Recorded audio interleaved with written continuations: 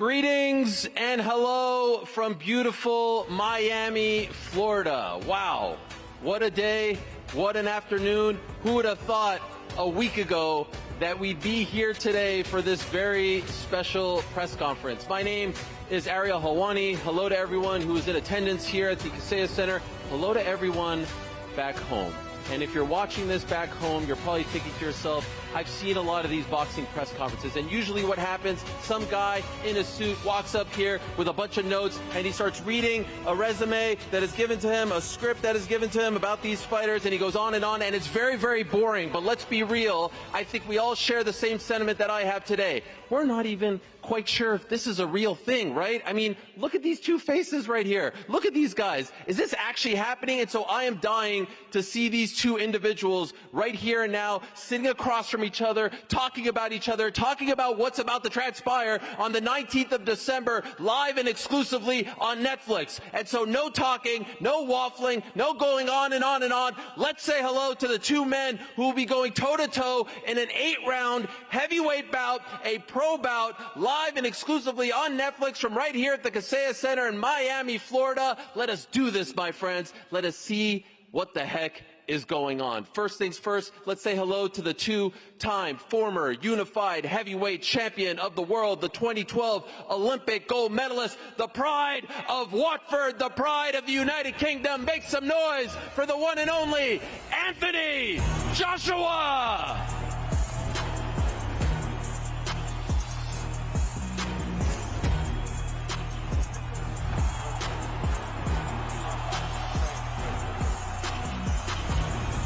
He is actually here. One half of the equation is here in the flesh. We'll say hello to the man he'll be facing on the 19th of December. You know him by now. Again, I don't have to go over the resume. He was supposed to fight last weekend against a 135-pounder. He's now fighting a heavyweight king.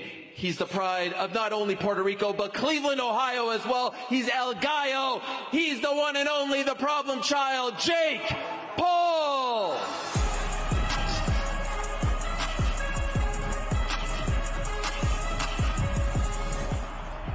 He's actually here.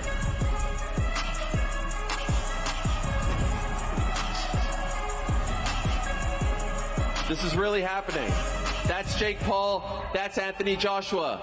It's really happening, and this is the first time that I see them, and the first time that they see each other, and we'll get the face-off in a matter of moments, but we need to get into things, my friends. And again, December 19th, live and exclusively on Netflix, it is in fact going down. Jake, I'm going to start with you, and I want to ask this question, and I hope you know it comes from the most sincere and respectful place possible. Are you all right, my man? Have you lost your mind? This is Anthony Joshua that you just called out. You're fighting Anthony Joshua in less than a month. Why are you doing this? I like to challenge myself. I like to take on the biggest, the best. I said anyone, anytime, any place. I truly mean that. And I'm here to go out there and shock the world. I know what I'm capable of. I see him and what he's capable of. And we're going to go to war, and we'll see the best man that will win. But people say, oh, he's out of his mind, all of these things. I've gotten to where I'm at today because of delusional optimism. And so it's delusion until it's not, because look at where we're sitting today. No one ever thought that this would be possible, that we would be here when I first started boxing. And no one thinks I'm going to win. So join the list and be ready to be shocked. And so can you explain to us, when the Tank Davis fight fell through, what was the process in terms of picking who you'd fight next, saving this opportunity on Netflix, and then eventually picking, without a doubt, the most accomplished and toughest opponent that you have faced just yet? Yeah, well, Joshua was always in the plans after Gervonta, and we just started talking to a bunch of different camps. Tommy Fury was scared, per usual, wanted more time. Ryan Garcia was scared.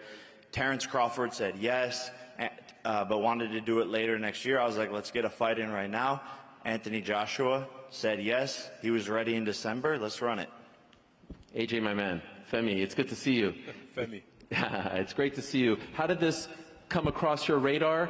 And could I ask, what was your initial reaction when you found out that there was a possibility of fighting Jake Paul this year on Netflix? Thank you for having me. Well, you got to give credit to Jake and his team. They reached out to me, to be fair. And it was a great opportunity for me.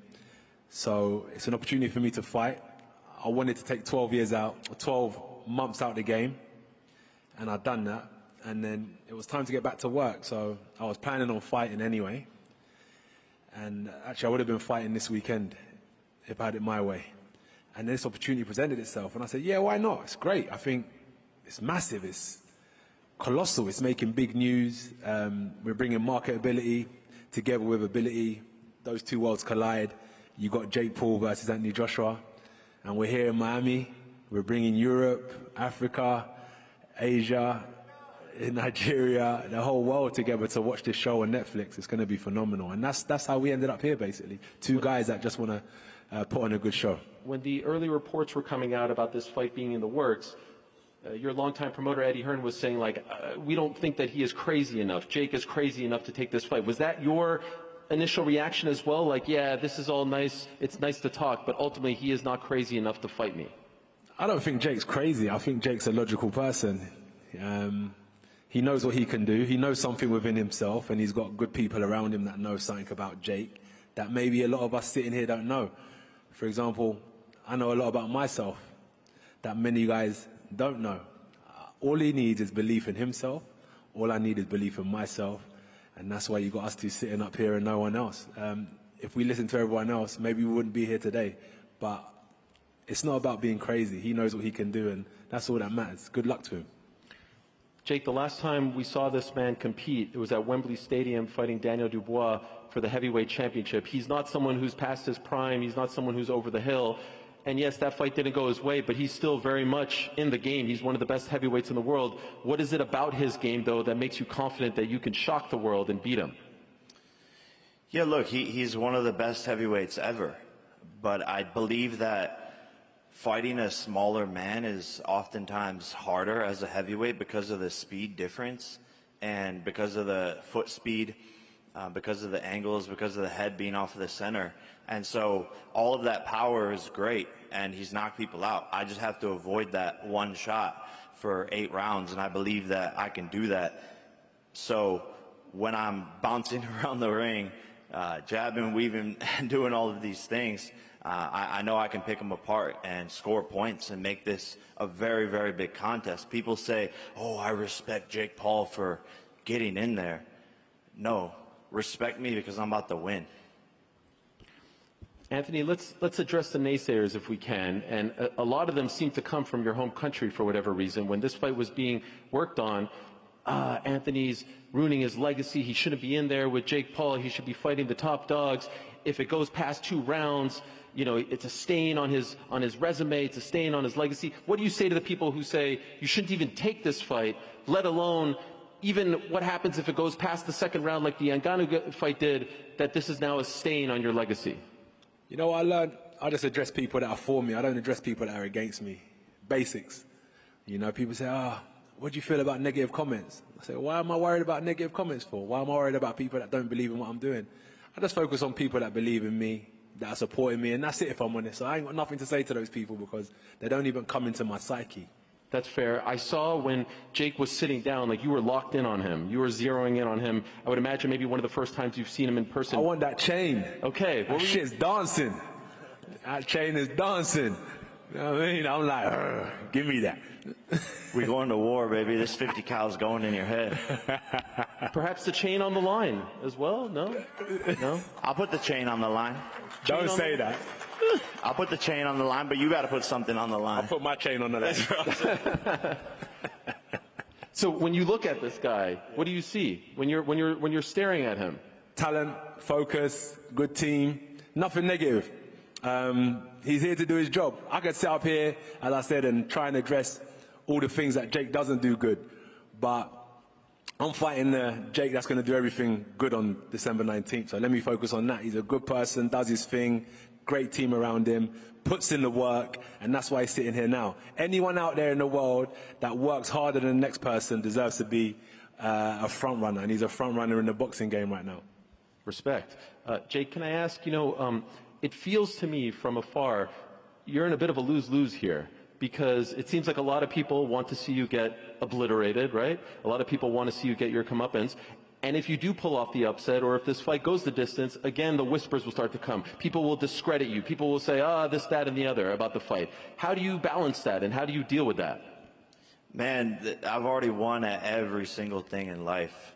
I'm playing on house money. I've accomplished all my dreams, said everything I was going to do, from becoming, the first influencer to become an actor on Disney, to becoming the biggest YouTuber in the world, to rising to the top of boxing and having the largest viewed fight in the history of the sport. I've accomplished everything. So this is a win-win and another challenge for myself. I've never been knocked down or knocked out even in sparring, but I'm in a sport where that happens, and I know this is dangerous. But this is no different than a soccer player, losing in the World Cup on the biggest stage. If that's how it goes, if I take one of those punches that Francis Ngannou took and I'm on the canvas, let's see how tough I am. Let's see if I can get back up. But I'm ready for that. I'm prepared for that mentally, and I know that he has to deal with me as well. This is not as one-sided fight as people think, and I have power. I have the ability to put people to sleep, and so that's why I took this challenge. And I know it's crazy and all of that, but I'm excited. I'm genuinely excited. My team's excited, and everyone believes in me, and that's all that matters. How much do you expect to weigh on fight night? Man, I was cutting down for Gervonta, so it's been a little tough getting back up in some strength for this, but anywhere 215 to 225, we'll see. Okay, and I want to clear something up with you, AJ. I saw in the press release that it said that on weigh-in day, you can't weigh above 245, but post weigh-ins, you can weigh whatever you want. There's no rehydration clause or anything like that. Is that accurate? Whatever it says, yeah, I think that's the case. But my focus, 111 kilograms is what I got to weigh in at, right? I do kilograms, not pounds. I don't know. You stumped me on that one. What is 111? Should I look it up? 245. Okay, 245, yes. Yeah, so 111 kilograms. So that's it. That's what I'm focusing on. Anything else is a bonus after that. But 111 kilograms is my main focus. And I know your fans have been dying to see you back in action. It's been a while. It has been a while. It's been well over a year now, right? September of 24 was your last fight. Yeah. I understand you had a couple of surgeries? No, one. One, okay. On the elbow. On the elbow. Yeah. When did you get 100% cleared? When were you ready to go? How long ago? When did it get cleared? 8 months ago. Okay, so what took so long after getting cleared to get a fight? So what I done after my last fight, it's been a whirlwind, this boxing. So I've been trying to create businesses on the side and what I've been doing. So after so many years, where I'm a CEO of businesses and I'm boxing, I've decided to shut down a lot of businesses. So I'm going to put all my energy into sports. So I took 12 months out of the game, realigned my vision board, and consolidated a lot of things, trimmed down my team. And I said I need 12 months to do that. So I took 12 months out of the game. We was moving at 100 miles an hour with my blinkers on. So then I took my blinkers off, looked at the landscape, and I just changed a lot of things in my life. It took a bit of time, but I said I need 12 months, and now we're here. So 12 months out of the game. And from September 21st, if you think about it back then, to now, December, that's 3 months. So most people take about 8 to 12 weeks to prepare for a fight. So this was like a preparation for a fight, basically. So this will be my first prep and fight in December. And are you still being trained by Ben Davison, Lee Wiley? Will Ben be in your corner on the 19th of December? So no, I won't be trained by Ben Davison. I said that London's a bit distracting for me. So I was invited to train with Team Usyk. So I've been in Spain. We've been doing some good training out in Spain. And I think he's one of the best in the world. Not I think, he is one of the best in the world. And it's not all down to him, it's also down to his team that's around him. So I linked up with them, and getting an insight to how someone who's achieved so much has been phenomenal, man. It's been a great experience, and it's very challenging. Wow, I did not know that. So who will be your head trainer on the night? Igor. Okay. And how long have you been with them? A couple months now. Couple months? Yeah. In the darkness, in secret? No, it's not a secret. Are you sparring with Usyk? No, I don't spar with Usyk. Okay. Usyk's, he's training somewhere else at the minute, but he's been in camp, but he's in and out of camp. Okay. So right now he's training somewhere else. Jake, what do you make of these changes? This is some breaking news. Yeah, no, I mean, it's great. I mean, obviously, he's training with the best in the world. He is one of the best heavyweights in the world. We expect nothing less. It's great. And I want the best version of Anthony Joshua on December 19th, and it's going to be the best version of Jake Paul that you've seen, and we'll see who's better. Last week on the Eubank Ben broadcast, Turki Al-Sheikh was laying out plans for Anthony Joshua. Said he had a fight in February, said he had a fight in the fall. Does any part of you relish the opportunity of perhaps ruining some big plans for AJ and the team in 2026? Yeah, 100%. It's a massive mistake to look past this. Seriously, I'm putting a stint in all of those plans. Don't book anything. Don't arrange flights and hotels. I'm knocking this guy out, becoming the CEO of Matchroom Boxing, and changing the plans. And it's going to be me versus Tyson Fury next year. Do you feel like you are being disrespected with all these plans? You know, even Eddie talking about, like, it's a nice little Christmas gift, and we'll go in there, we'll make some money in Miami, we'll become big stars here in the United States, and then we're on to the serious stuff. That's the way it's being laid out. Yeah, I mean, look at the last time they came to America and what the plans they had were. Andy Ruiz stopped that. So this is Andy Ruiz 2.0. AJ, can I ask you about those plans? Are those in place? Are you viewing it the same way that the people around you are talking about it? What about fighting February? Well, they're saying we have a date in February, we have a date in the fall, the Tyson fight is being discussed, but you do have a fight already booked that's, you know how the game goes. Yeah, if I'm going to be honest, I'm going to break his face, I'm going to break his body up, I'm going to stomp all over him. That's my mentality, right? That's a fighter's mentality, and I know what's in my heart, I know what's in my mind, and I'm here to compete. I'm here to prove myself that I'm the better fighter, so I'm looking forward to it, and I'll do that until I finish fighting, no matter who it is. Who are those opponents lined up for you in 2026? My focus is on Jake Paul. Okay, all right, fair enough. Is that true, though? Do you have those two fights lined up already? They're not signed, they're not sealed, but they're opportunities, really. They're just opportunities in the game. But my main focus as signed and sealed is Jake Paul, so that's all I've got in front of me. Do you agree with the assessment that if this fight goes longer than the Ngannou fight, it's kind of a... No, Jake's a completely different fighter to Okay. Ngannou. Ngannou and Jake are completely different animals, so I can't compare the two together. Ngannou never boxed before either. Jake's boxed before. They're just different. Ngannou's a lot more slower, but a lot bigger and more powerful. Jake's quicker. Jake boxes in a completely different style. Ngannou's more upright. He can does switches southpaw and orthodox. Jake doesn't really do that. They're completely different fighters, if I'm honest with you. So I'm not trying to compare. At the end of the day, it's just what happens at the end of the night. I'm not in there to try and knock Jake out in 10 seconds or 8 rounds. I'm going to go in there and do a job. I'm going to want to hurt him. You know, I'm going to want to really hurt him in the ring. If that's what I want to do. That's what I'm here to do. And Jake mentioned the Andy Ruiz fight. Up until now, that's your only fight in America, pro fight in America. Do you view this as an opportunity to right that wrong, to reintroduce yourself to the American public? No. I'm here for a job. I'm not here to reintroduce myself to nobody. I'm not here for any of that. I'm here to fight Jake Paul. That's it. And Jake, can I ask you before, and we'll get to the media in a second here, just an opportunity to bounce off both of these guys.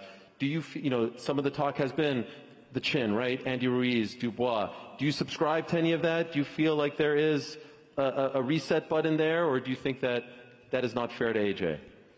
I don't think it's necessarily fair to AJ. I just know that I have the power and the timing. It's the shots that you don't see coming that knock people out. And I'm a tricky knockout artist that people don't give me enough credit for. I've won knockout of the year.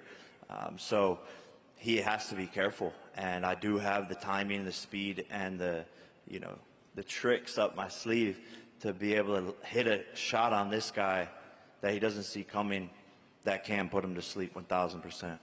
Oh, my dear. What do you think? What do I think? Yeah. You're asking my opinion? Of course. No one cares about my opinion. We care. You're on the podcast talking about your opinion all day. That is true. Please check it out. It's called the Ariel Helwani Show on Uncrowned. I can't believe that we are standing here, honestly. Yeah. I give him all the credit in the world. Oh, you don't give me no credit? Well, no. I'm going all the credit in the world. And I've been one of your biggest supporters and backers. I think you are disrespected and mistreated in the UK. Why do you always focus on the negative? They're always, because they focus on the negative, and I think Don't that focus you on the deserve negative, credit people, trust for me. taking this and not subscribing to the notion that There's this people is, out there that give me credit. Okay, We focus on those people. you are one of the greatest heavyweights of all time. You're one of the faces of boxing, not just UK boxing. You have sold out multiple stadiums. Your win over Vladimir Klitschko is one of the all-time great moments. You're an Olympic gold medalist. The fact that you are taking this challenge and not saying that you are above the challenge. No, I'm not above the challenge. I've got to work hard. Says a lot about you. Yeah, that's what I've got to work hard. I've got to keep my head down. I've got 4 weeks. I've got to put the work in. I'm not here to announce myself to the public. I've got to come in under the radar, do the promotional agreements that I've signed up to do. Nothing more, nothing less, and get the job done. That's what we're here to do. I do get worried, if I'm being honest, when I hear all this talk about February and fall. But that's what a good promotional company should do. That's why I want to know if it was in your psyche as well. No, it's not. A good promoter, a good manager should always have plans for the future. But from where I sit in my chair, on the general's table, I've got a job at hand, and that's where my mind is. By the way, who's the opponent that you were supposed to fight this weekend? He's in Jake Paul's camp. Who's that? What? Yeah. He's in here? Jake Paul's camp. What's his name? Cassius. Okay. Right. And where was that supposed to be? Already whooped that ass. Sorry, Cassius. Oh, damn. Where was that supposed to be? He got a broken knee right now.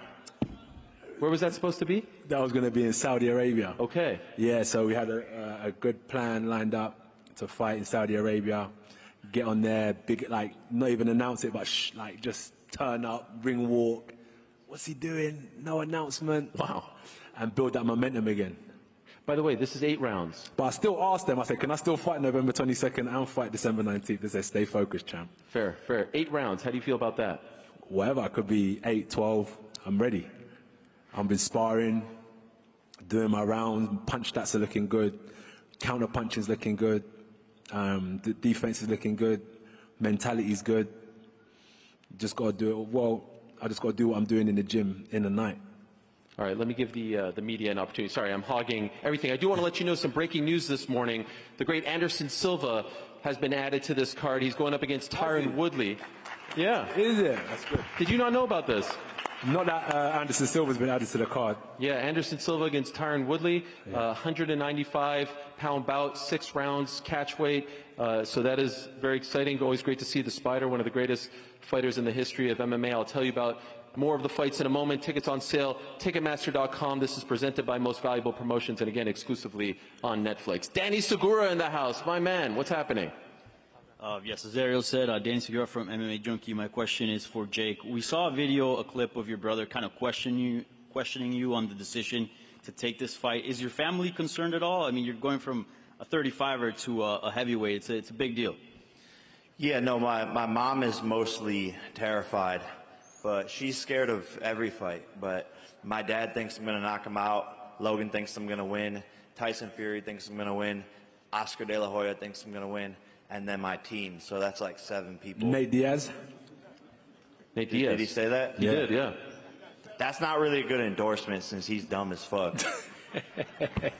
All right. Thank you. And just real quick for AJ, when this offer came on your table, did you take it seriously? Did you think it was a joke? What was your reaction when you first saw it? No, I take it seriously. He's a conqueror. His mentality is solid. He's better than Tyson Fury. He's sitting here. So I take him seriously. I give him the respect he deserves. Mentally, I'm going to give him the respect he deserves in preparation. Thank you. By the way, for all these years, we always talked about Jake versus KSI and AJ versus Tyson Fury. Who would have thought in the year 2025 we would get Jake versus AJ? And the other, it's a weird world. Go ahead, my friend. Hello, Ryan Sungli at BoxingScene.com here. My question is really for both fighters. I've seen odds that have Joshua listed at a minus 1,100 favorite. On one hand, few are picking Jake to win, so he can't really lose in the public's eye because of how audacious this fight is. But then on the other hand, if Joshua doesn't blow him out, some people will look at it as an unofficial W for Jake. My question to both men is, who has more pressure on them going into this fight? 100% Anthony. Yeah, 1,000%. This is something that's going to weigh on him, right? Like, because of what you said, I'm going in there, I can fight free. If he starts getting touched up and losing rounds, I think the cookie will crumble. Do you agree? Whatever he said. We'll see if the cookie crumbles. I don't know what to say. I'm confident in myself. Like, I'm not focusing on him. I just know what I can do, and I can't wait to show it. I'm not going to crumble. I'm solid. I've been through wars. and I'm still standing super strong. I align myself with some of the greatest coaches and greatest fighters in the world because I have that hunger, that desire.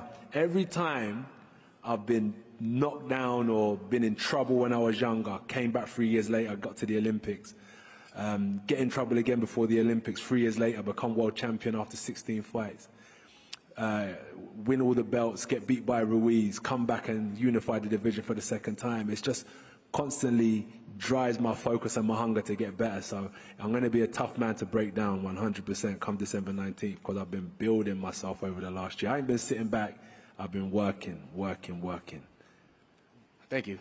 I do have to say your happiness is sort of radiating off of you It's right not. now. It's not happiness. You're not happy? It's not happiness. You seem to be in a great place. The smile. This is fight. You're ready to go. Yeah. Okay, I apologize. You just seem to be in a great place, and I could feel it. Mike Heck, how are you? Hello, how are you? Mike Heck from MMA Fighting. Jake, I wanted to ask you a question, and AJ, I want to get your thoughts on this as well. After the Tank Davis fiasco, Francis Ngannou was one of the reported names, and not only did he sort of publicly turn it down, he said he actually felt disrespected that he was even brought up into the conversation. So I wanted to get your reaction to that, and then AJ, since you fought Ngannou, I want to get your reaction to Francis turning that fight down as well. Yeah, when I go in there and do 10 times, 100 times better than Francis, we'll see how he feels then. The guy's a joke. He's a dumbass. He's stuck in mud. Francis, to me, is an easy fight as a boxer. So that's all we need to talk about with him. With Ngannou, he should be up here. If he was serious, he wants to fight, rather than talking, be about it. Don't talk about it. If you've got something to say and you need to prove yourself in boxing, the best way to do it is to let your hands go. So, yeah, for me personally, you didn't see much talking from me. We come up here and we do the talking in the ring. All this online stuff, talking, and no disrespect to what you do, Ariel. Well, what's the beef with me? No disrespect to what you do, but get, all that talking on, Sure. on TV channels and stuff about what you shouldn't do and what you should do. Just keep quiet. If you're about it, be about it, and that's why we're here now. Love it. The great Gareth A. Davies is here, everyone. It's a big deal when he shows up, the Warlock. The floor is yours. Thank you, Ariel. Gareth A. Davis from the Telegraph Talksport. I'm out here just for Anthony Joshua. Came all the way. No, Thank you so much. One Brit. We brought one Brit. One Brit. The only I'm working one. on a bare knuckle event, BKB, tomorrow night. How many? Yes. Where's my Brits in the house? Yeah. Let's go. Let's go. It's fascinating, Anthony, Yeah. to see you up there today. You miss me? We miss you all the time. Okay. The fascinating thing is how animated and how excited you seem to be about this opportunity. So can you verify for all of us watching and writing about you and broadcasting that you're actually taking this guy as seriously as you take any other heavyweight contender right now in the world? So, mimicking what you said, Jake is a serious fighter. Look at it this way. When I come into boxing, I walked in the gym with my cousin. I sat back for a few months and I said, I can do this. 3 years later, I was representing my country at the Olympics. He's been professional now, what, 4 years? 5, I do believe, right? 5 years, yeah? So, after 3 years, I was the underdog. No one believed in me. I came up and fighting the best in the world. You can't underestimate anyone. You can't underestimate anyone. So, I've got to take him seriously. And after a year out, as I said, I've changed a lot of stuff in my life, realigned my energy, got my focus back to where it needs to be, distanced myself from a lot of distractions I was around, and I'm just fully channeled now, fully locked in. Have the boxing fans you've been speaking to since this was announced been telling you that you need to knock this guy out? Do you know what it is? I've seen it, I've heard it, but as I said to Jake, respectfully, I need to cut him up, and I need to break him up, and I need to hurt him, and that's just what we do. That's it. There's nothing more to it. Doesn't matter what anyone else tells me. What I feel in my heart is I need to do a job. And Jake, just one for you. Great to see you as always. So congratulations on probably the biggest challenge in your fistic career so far. What's fistic?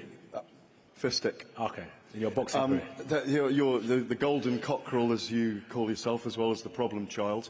Talk about that delusional optimism. Do you really, truly believe that you can go in there and beat this behemoth from British boxing? Yeah, without a shadow of a doubt.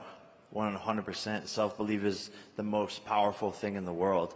And it's been there since my first fight, my second fight. Wasn't supposed to beat Nate Robinson, Ben Askren, Tyron Woodley, the UFC champion with hammers in his fists. Not supposed to beat Silva, the list could, Mike Perry, the king of violence. All easy work. I know this is much more challenging, but I know what I'm capable of in the gym, and I know that my team knows what I'm capable of and entrusting in them. And this is going to be fun. I want him to cut me up. I want him to break my face. But guess what? He's going to have to kill me to stop me. And I'm ready to die, seriously ready to die in the ring to win this fight. Seriously ready to die. Seriously ready to die. We're all born to die, baby. Thank you very much, gentlemen. Cheers. Also want to let you know that there's an amazing undisputed bantamweight title fight on this card. The undisputed champion, Shernika Sugarneeks Johnson, representing New Zealand, going up against Amanda Gale, who had a tremendous win back in Montreal on the MVP card in September. That's an amazing fight on this main card as well. We'll go to our next question asker. Oh, where are we going? Here? All right. We'll go here. Hi, Jojo from Better Media here. This question's for Joshua. Oscar De La Hoya, Nate Diaz, and Tyson Fury all said that Jake is going to knock you out. Would you be willing to take the bet with Tyson Fury that's saying that Jake is going to beat you? No, I'm not worried about what Tyson Fury's got to say. That's what I'm saying. It ain't even about the money. I'm betting on myself. Yep. I'm focusing on myself. I'm fully betting on myself. I ain't worried about what anyone's got to say. He did say he's going to put £1 million on it. Would you be willing to take that bet with Tyson Fury? Respectfully, I'm not worried about what Tyson Fury's got to say, or I'm not here for any of that betting and nonsense. I'm here to fight, and that's all it is. Once I get the job done, I'm going to collect my check, cash it, and I'm going to focus on the next one. My bet is on me doing a number on him. That's all there is to it. Yeah. And for Jake, Tyson Fury's willing to put £1 million on you to win. How does it make you feel that his brother Tommy won't even fight you for $10 million? A lot of people in this sport, believe it or not, are actually bitch made. Anthony can attest to that. That's correct. That's why we're up here on this stage, because we're both always down to run it and throw hands. Tommy's, lost. He's a lost puppy. No one watches his fights. I'm the only thing that he's got, so he should be on his knees begging for the fight. We did offer him it, and he said he wanted more time. So we tried. We've been trying. Same with KSI. These guys just don't want to step up to the plate. I'm not afraid of anyone or anything, so I'll go to the bigger challenge, a bigger fight, and do bigger things with Joshua, and that's why we're here today. All right, thank you, guys. You know how I know AJ's switched on? No AirPod. You've ditched the AirPod. Yeah, I did. That's how I know you're focused. Have you seen the open shops? Well, you had those, but you're not even listening to them, so it doesn't count. Yeah, exactly. We're locked Are you listening to anything? No, no. Okay, that's how I know. He's focused. All right, my man. How's it going, Jake, Anthony? Hello. I'm Travis with Weighing In with Travis Hartman. I actually fought Terence Crawford in the pros, and I went the distance with him in the decision that I lost. So I respect what you guys. Thank you, brother. I appreciate Respect it. to you, bro. Respect. This first question is for you, Jake. Have you heard of a guy named Sam Gerard? No. Have you heard of a guy named Christian Solano? No. Derek Campos? No. John Medina? No. Billy Daniels? No. And the reason I ask that is because in Floyd Mayweather's 14th pro fight, he fought Sam Gerard. Canelo fought Christian Solano. Terence Crawford fought Derek Campos. Muhammad Ali fought Billy Daniels. In your 14th pro fight, you're fighting Anthony Joshua.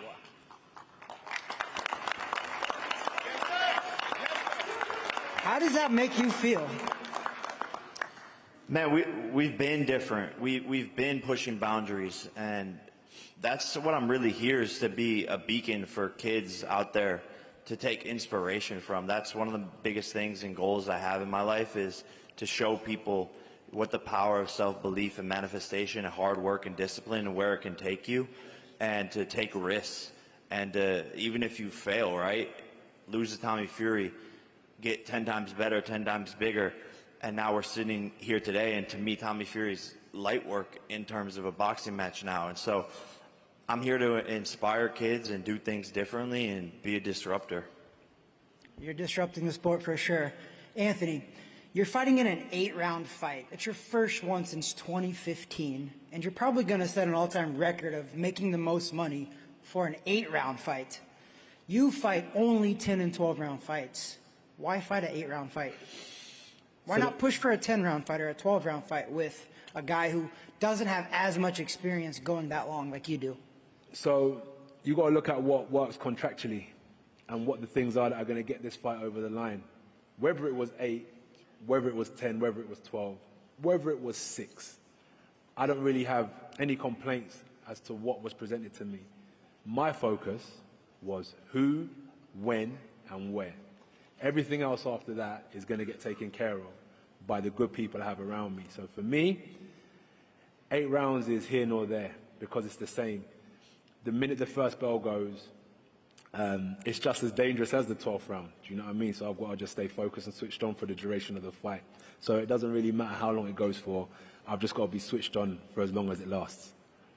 Do you think if you don't knock him out, that's considered a loss for you? Win or lose, if you don't knock him out, do you think that's a loss for you? Are you asking for me or are you asking for you? Well, both. But in your opinion, if you go 8 rounds and win a decision against a guy who's only had 13 pro fights. No. It's not that. That's what I'm saying. That's for you. Are you asking for me, or are you asking from your perspective? Yours. I mean, from your perspective. From mine. Yeah. Is it a win for you if you just beat him, no. or do you need to knock him out? I need to knock him out. I like that. Why did you stop fighting? What? Why did you stop fighting? I got 3 kids. Yeah, focus, priorities. I got 46 pro fights, 170 amateur fights. I might get you in for some sparring. I want to start a podcast because I love doing this. What's that? I might get you in for some sparring for Jake. By the way, Jake, you brought in Shakur Stevenson to help you prepare for. Thank you. For Tank. Are you bringing in any notable big men to help you prepare for AJ? Yeah, we're talking to some big guys that people know the names of, and figuring out their schedules and aligning with them. But yeah, bringing in champions for any names this you could to share? Prepare.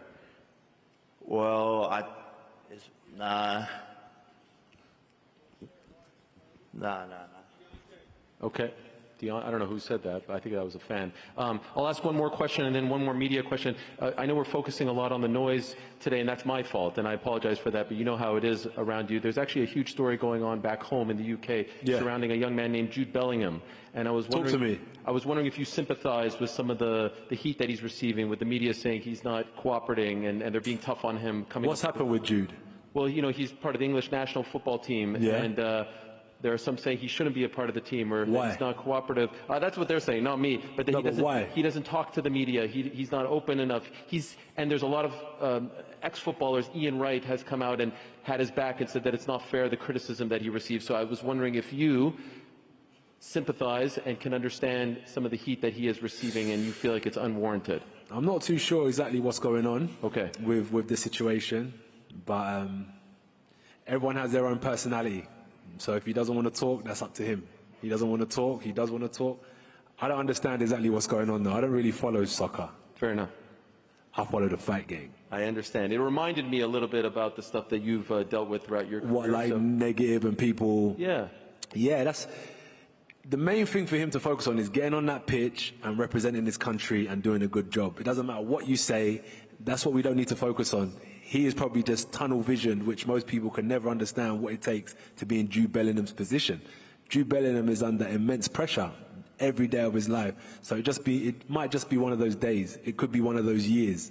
But let him do what he does on the pitch, and that's what we need to focus on. Okay, one last media question. Oh, right over here. Ellie Seck. There's a few media. Let the media guy excuse me. Okay, yeah. I'll be here all day. Come on, Ariel, man. I was listening to them. Stop hating on them, bro. All media, please come up. Trust me, I got a million more questions for you. Let's do this one quick. I'm having a blast. Ellie Setback, what's good? Ellie Setback reporting. First of all, this is huge for boxing. It's a major, major fight. Props to you and Jake. For both you guys, what do you do good in the ring, and what do you think your opponent does better? Okay, cool. For me personally, I'm very durable. I'm going to come forward and I'm going to impose myself. I'm going to land heavy punches and I'm going to make sure I'm going to expose him to certain tricks in boxing that he may not have seen yet. And I'm going to bring him to another school of boxing that I don't think he's been exposed to yet. So there's a few tricks I have up my sleeve to show Jake December 19th. Yeah, quick, fast, great footwork, big chin, take shots, big heart, lion-hearted, sneaky knockout punches coming. Lots of great work to the body. People underestimate my jab. So, yeah, and I think he says I haven't seen those tricks, but I'm in there with champions, you know, sparring, Shakur, all these people bringing in world champions. So he's got to be ready, and I know he will be, and that's what I like. Now, Jake, I've known you since your first day in a boxing gym pretty much. All these twists and turns, if you do pull this off, and respect to Judge, obviously he's a legend, is this the biggest upset in boxing history? For sure. Neck and neck with Tyson and Buster. Right up there. Biggest stage. This will probably be the second most viewed fight in the history of boxing behind me and Tyson. And I'm going to go in there and win and shock the world. And Anthony, if you win, what does that say? Massive, big news.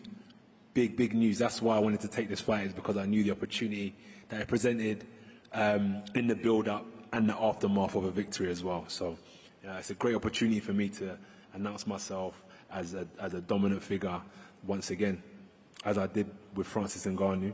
Different fighters, but that same mentality, go in there and showcase what you can do.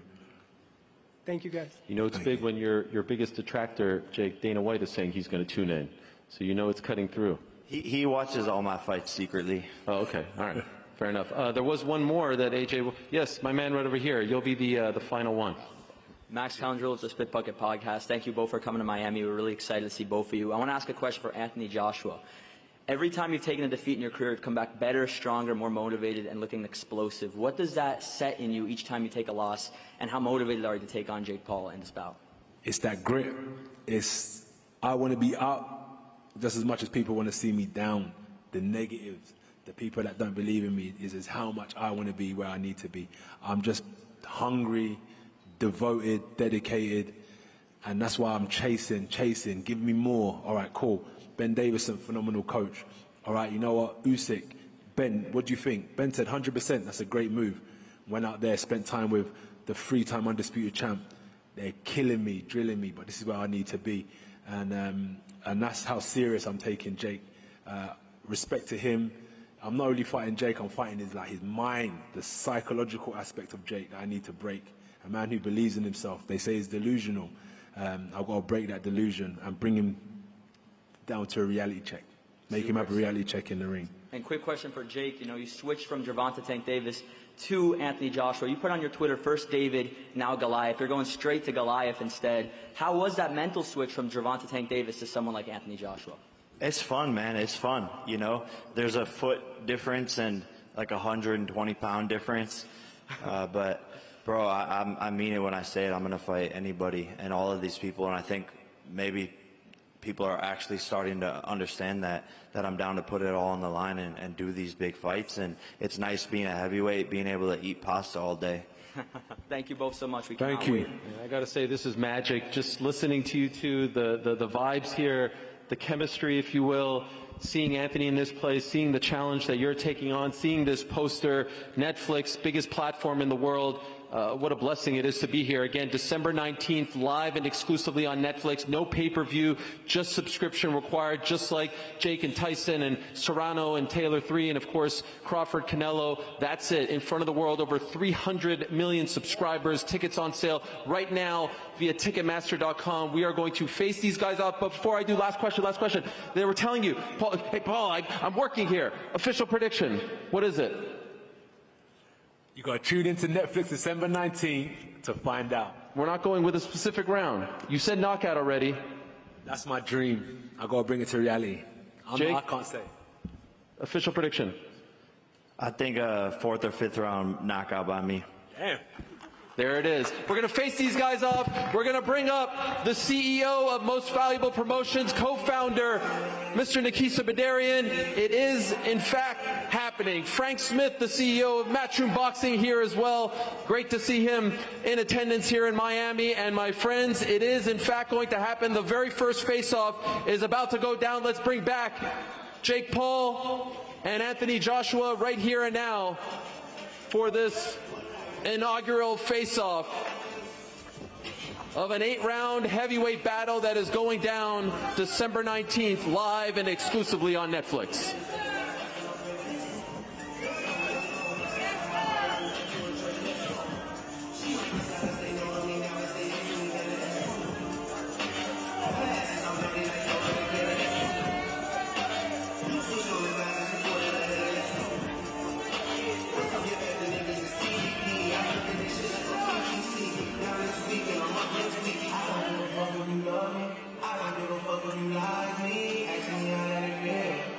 The unimaginable, the unthinkable. Who would have thought just a week ago we'd be looking at this? Two-time former unified heavyweight world champion, 2012 Olympic gold medalist Anthony Joshua against the man who dares to dream bigger than them all, the one and only Jake Paul.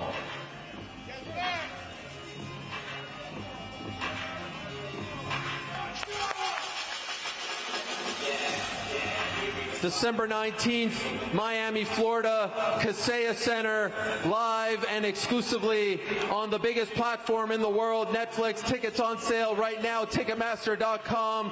What a sight, what a fight. Thank you so much for watching. We appreciate you all so very much wherever you may be.